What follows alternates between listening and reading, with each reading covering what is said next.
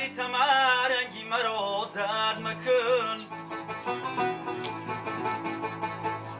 از بری تمرنگی مرا زرد کردی محتاجی داری خانه نامرد مکن. سرود باشد نان هم می شود. افضل شاه این جوان لولی رزق روزیش را با سرود پیدا کرده است.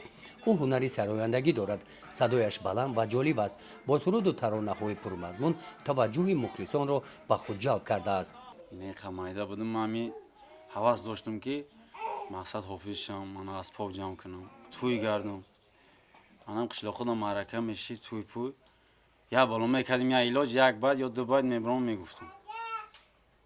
بعد هجای زاو دارم میکرد.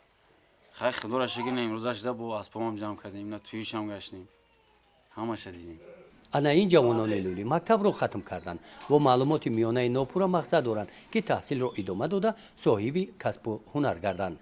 سواد چیزی خوبه اینم 2006 مکتب بنیاد کردم داخل شدیم خوندیم 4 سال شکرانه خدا میخونیم سواد انگلیسی هم میخونیم تاجیکی هم روسی هم نمیبریم هیچ کنه میپرسیم خودمون میخونیم سواد داریم شکرانه خدا بهترین چیز است سواد. نفرانی که در مکتب تحصیل کردند طرز حیات سالم را انتخاب کردند. با ورزش مشغول هستند. بین جوانان لولی نظر به دیگر نمودهای ورزش فوتبال رشد یافته است.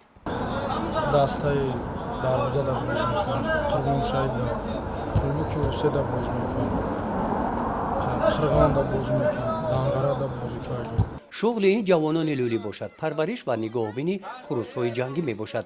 چون این خروس‌های جنگی در بازار ارزش کلان دارند.